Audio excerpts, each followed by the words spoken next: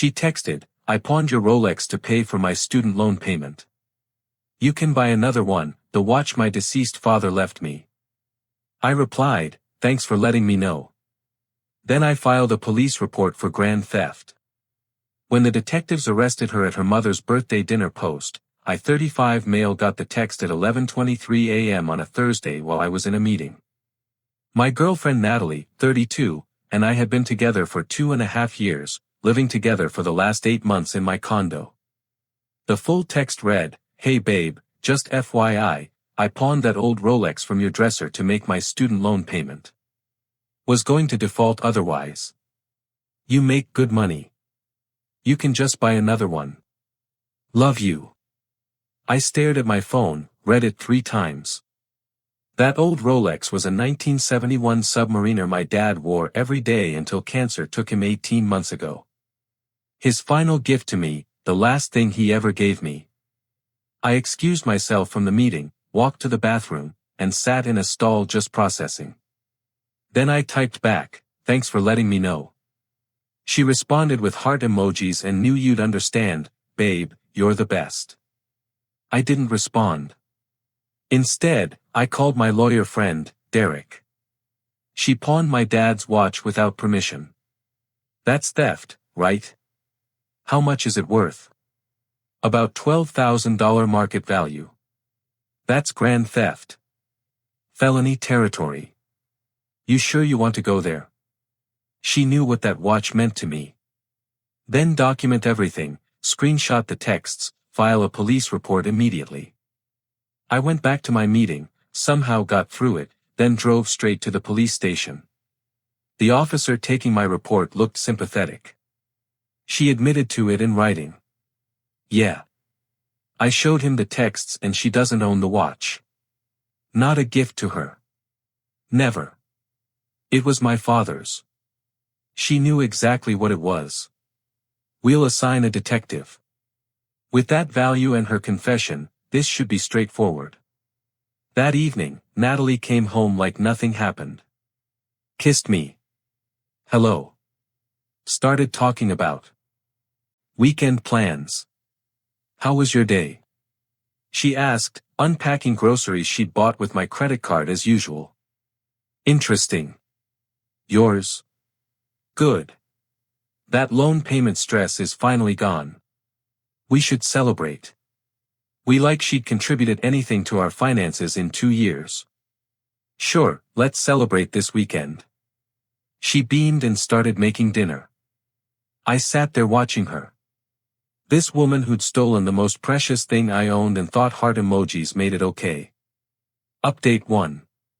2 days later, Detective Morrison called Friday afternoon. Professional. Thorough. Mr. Turner, we've confirmed the pawn transaction. The shop has the watch and they've placed a hold on it. The paperwork shows your girlfriend's signature. She used her ID, received $3,200. The watch is worth $12,000. Pawn shops, but here's the thing. She told them it was hers. That's fraud on top of the theft. We have enough for an arrest warrant. When? We'd like to move quickly before she knows you've involved law enforcement. Does she have any travel plans? I almost laughed. Actually, her mother's 60th birthday dinner is tomorrow night. Big family thing at Rosewood Restaurant. There was a pause. That would certainly ensure she's located. 7:00 p.m. reservation under her mother's name. Gloria Hutchkins. We'll handle it discreetly, Mr. Turner. That night, Natalie modeled the dress she'd bought for the dinner with my credit card naturally. How do I look? Beautiful, I said. Honestly, she did. Beautiful, entitled, and completely oblivious. You're still coming, right? Mom really wants you there. Wouldn't miss it. Saturday, I got ready normally. Natalie fussed over her hair, her makeup, everything perfect for Mommy's big day. We drove separately. I claimed a work call. Might run late. I arrived at 7:15. The family was all there. Gloria, Natalie's sister Bethany, her brother Anthony, aunts, uncles, cousins, about 20 people at a long table. Natalie waved me over, patting the seat next to her. "You made it. Told you I would." The appetizers had just arrived when I saw Detective Morrison and a female officer enter the restaurant. They spoke briefly to the host who pointed toward our table. Natalie was laughing at something said when they approached. "Natalie Hutchkins." She looked up confused. "Yes, I'm Detective Morrison. You're under arrest for grand theft and fraud. Please stand up." The table went silent. Forks stopped moving. Gloria's mouth fell open. "What? This is a joke, right?" Natalie looked at me. "Babe, what's happening?" "You stole my father's watch," I said quietly. "You pet it without permission." But I told you. You said you understood." I said thanks for letting me know. Then I filed a police report. Detective Morrison had her stand. "Ma'am, please put your hands behind your back. Are you serious right now?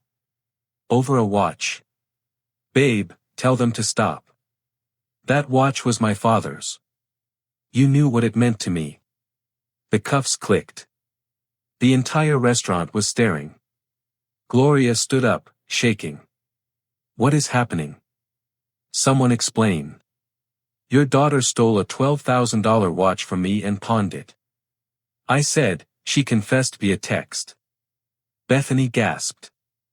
"Natalie, you didn't. It was just sitting there. He never wore it." "I needed the money."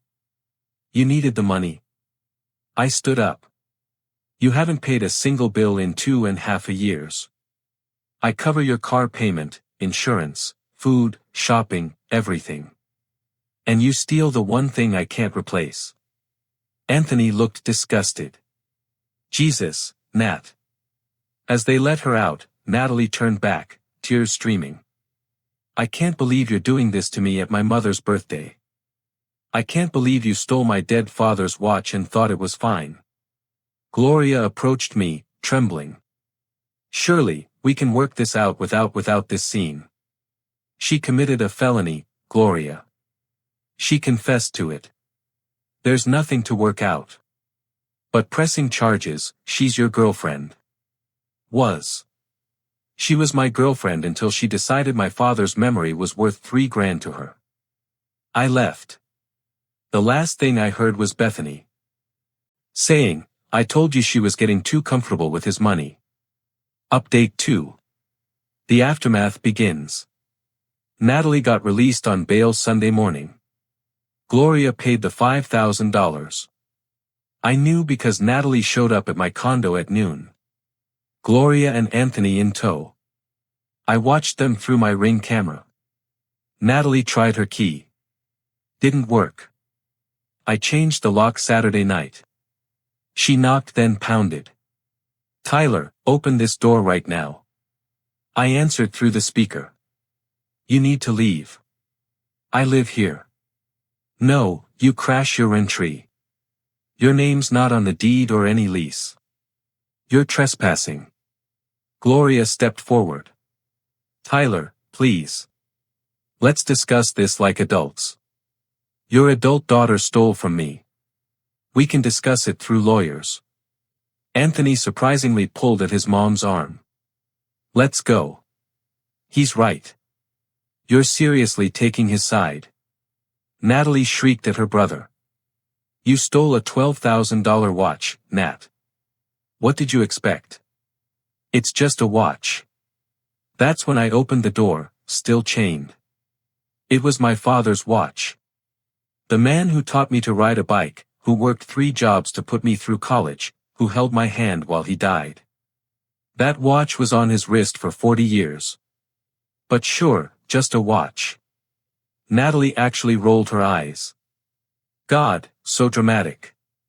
Your dad's gone, Tyler. He doesn't need it anymore." Even Gloria gasped at that. Anthony closed his eyes like he was in physical pain. "Wow," I said. Thank you for confirming I made the right choice. Your stuff is in boxes in the storage unit downstairs. Unit 12. Here's the key. I tossed it through the gap. Take it and don't come back. You can't just throw me out. I can and I am. You have 1 hour to get your things. Gloria tried once more.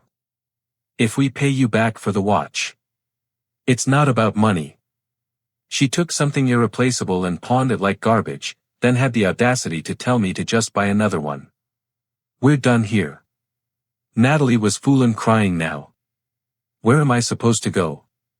Not my problem anymore. I closed the door. Update 3. Monday morning. I loved you.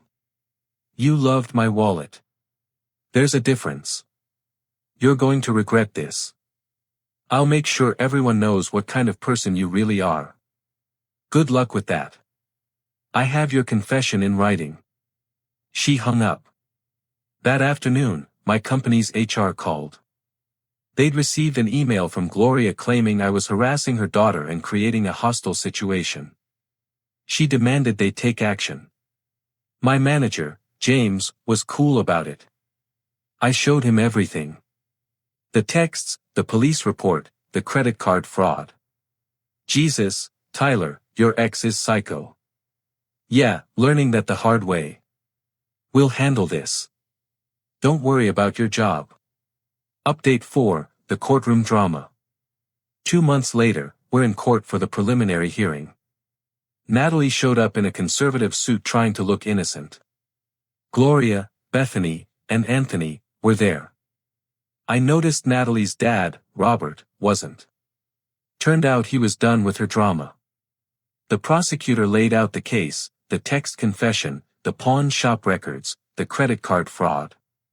Natalie's lawyer, some overworked public defender, tried arguing it was a misunderstanding between romantic partners. The judge actually laughed. Counselor, she literally texted him that she took in pawn's property. Where's the misunderstanding? My client believed she had implicit permission. Did she ask? No, Your Honor, but then she didn't have permission. This proceeds to trial. During a recess, Gloria cornered me in the hallway. Please, Tyler. She's facing prison time. Felony charges will ruin her life. She ruined it herself. She's getting help. Therapy.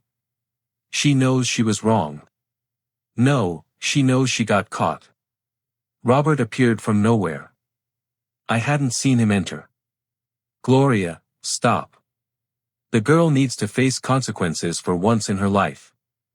Robert, she's our daughter, and we created this monster by never saying no to her. Tyler, I'm sorry about your father's watch. That was despicable. Natalie saw her dad and rushed over.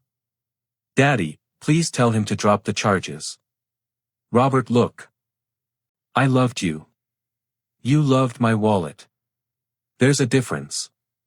You're going to regret this. I'll make sure everyone knows what kind of person you really are.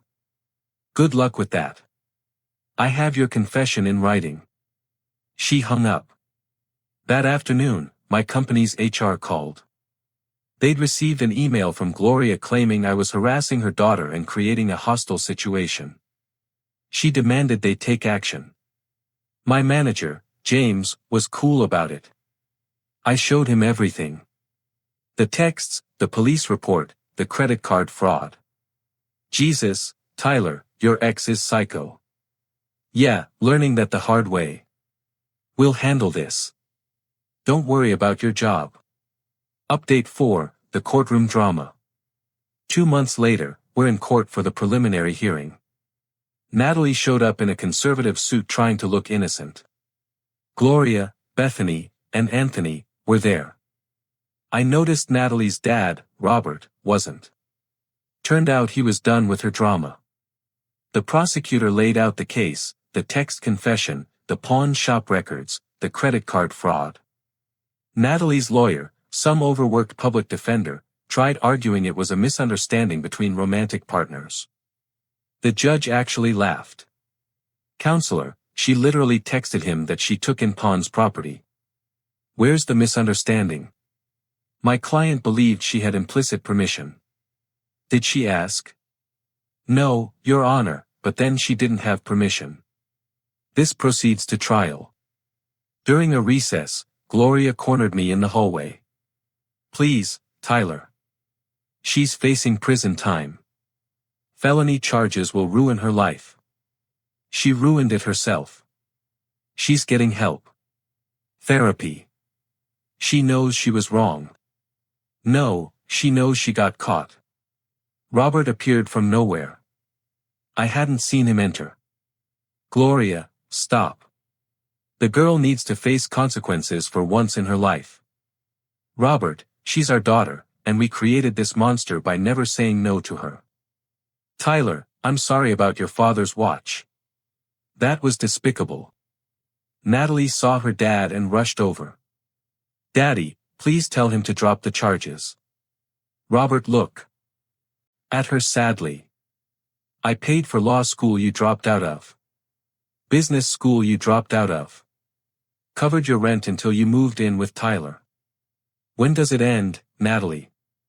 So, you're abandoning me, too? I'm letting you face the consequences of your actions. Maybe you'll finally grow up. The trial was set for 3 months out. Natalie was offered a plea deal. 1 year prison, 2 years probation, full restitution. Her lawyer advised taking it. Update 5. The unraveling. While awaiting trial, Natalie spiraled. According to Anthony, who reached out to apologize for his sister, she was bouncing between Gloria's house and friends' couches. Nobody wanted her long-term. She got a job at a clothing store. Lasted 2 weeks before being fired for stealing inventory. Apparently, she felt underpaid and decided to compensate herself. That triggered a violation of her bail conditions. Back to court. The judge was not amused. Miss Hutchkins, you're facing felony theft charges and you commit another theft. It was just a few shirts, Your Honor. Theft is theft. Bail is revoked. Natalie spent the next 2 months in county jail awaiting trial. Gloria called me crying. She's in jail, Tyler. Actual jail. Are you happy now? I'm indifferent, Gloria. She made her choices. How can you be so cold? How can you still be enabling her? She's 32 years old. The trial finally came. The prosecutor presented everything methodically. The texts, the pawn records, the credit card fraud. Character witnesses testified about the watch's significance. My uncle talked about how my dad wore it every day for 40 years. How he'd specifically wanted me to have it. Natalie's defense was basically that she didn't think I'd mind, that I was overreacting, that couples share property. The prosecutor destroyed that. Miss Hutchkins, did you ask Mr. Turner before taking the watch?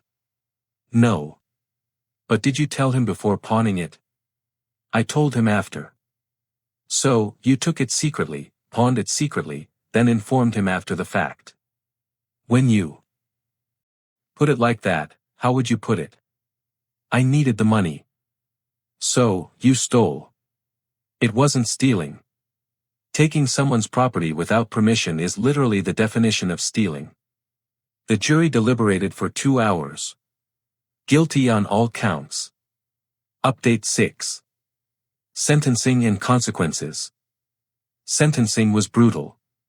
The judge considered the violation of bail, the additional theft, the complete lack of a remorse. Miss Hutchkins, you've shown a pattern of entitlement and disregard for others' property. You stole a family heirloom, showed no genuine remorse, committed additional crimes while on bail, and throughout these proceedings, you've blamed everyone but yourself.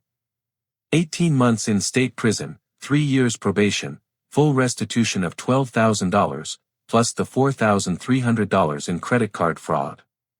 Natalie collapsed. Gloria wailed. Robert sat stone-faced. Anthony just shook his head. Bethany wasn't even there. She'd washed her hands of the situation.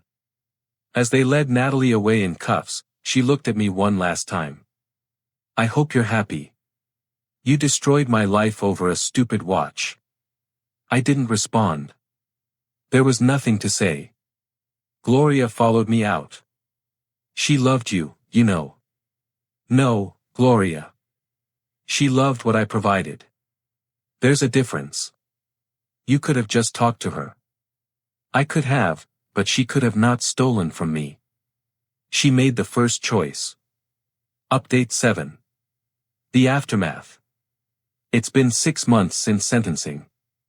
I got the watch back from the pawn shop after the trial.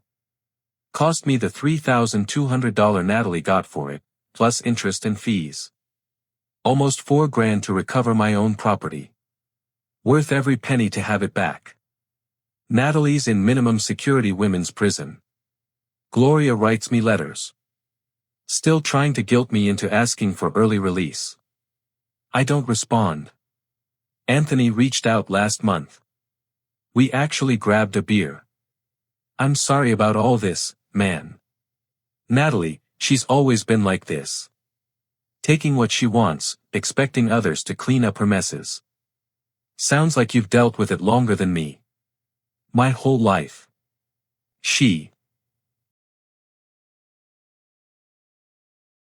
stole my bike when I was 10 and sold it for concert tickets. Told me I was too old for it anyway. And your parents did nothing. Mom made excuses. Dad was always working. Classic dynamic. You turned out okay, though, because I saw what not to do.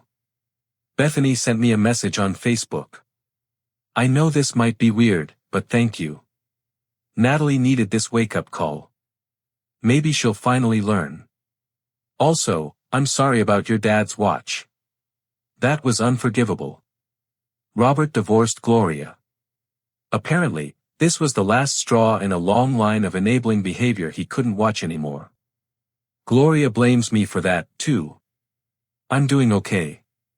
Still processing the betrayal, the entitlement, the complete lack of empathy she showed. My therapist says I handled it well though. Stood my ground. Didn't let guilt make me cave.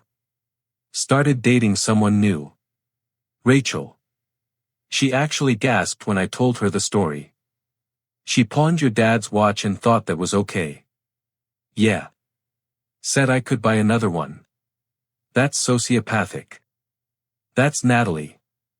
Rachel wears a Timex. Pays her own bills. Asks before borrowing my phone charger. The bar is underground, but she clears it easily. Got a letter from Natalie last week. First one she sent. It was exactly what you'd expect, Tyler. I've had time to think in here. What you did was wrong. Yes, I shouldn't have taken the watch without asking. But involving the police, sending me to prison, that was too far. You destroyed my life over an object. An object your dad doesn't even need anymore. I'm suffering in here while you're living your life. Is that justice to you? Your dad would be ashamed of how cruel you've become. I made one mistake and you ruined everything. When I get out, I'll have nothing. No job prospects with a felony, no home, no future. I hope you're satisfied.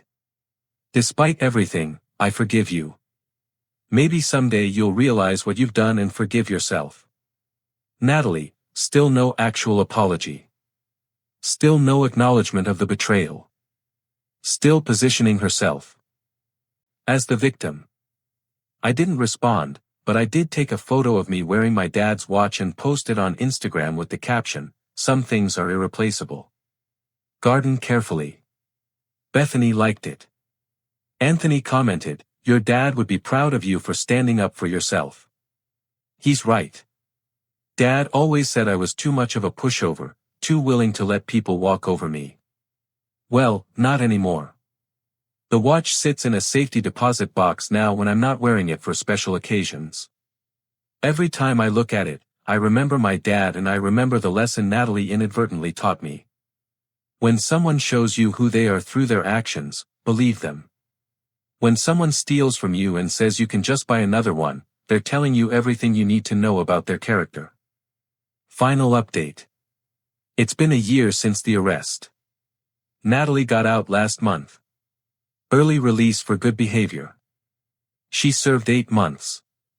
Gloria immediately started a campaign to get me to hire Natalie, give her money, help her get back on her feet. I blocked her on everything. Then Natalie showed up at my office building. Security called me. There's a Natalie Hutchkins here. Says she needs to speak with you urgently. Tell her if she doesn't leave immediately, I'll call the police for violation of probation. She's not allowed to contact me. She left, but not before telling security I was heartless and had ruined an innocent woman's life. Anthony texted me that night. She's staying with mom, already complaining about having to follow probation rules. Some people never learn. Last week, I found out through Bethany that Natalie got arrested again. She stole money from her probation-mandated job at a restaurant. Apparently felt she deserved more than minimum wage, so she helped herself to the till. She's going back to prison longer this time. Probation violation plus new charges. Gloria called from a block number. Hysterical. This is your fault. If you hadn't started this, she wouldn't be in this situation. Gloria, she stole from me, then stole while on bail, then stole while on probation. That's a pattern, not a mistake. She was desperate. She was entitled. There's a difference. You're evil. I'm done.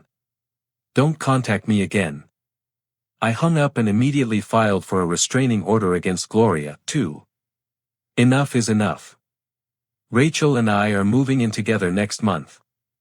She insisted on showing me her credit report and bank statements first. I want everything transparent. No surprises. You don't have to after what you went through. Yes, I do. Trust but verify, right? She's the opposite of Natalie in every way. Responsible, empathetic, independent.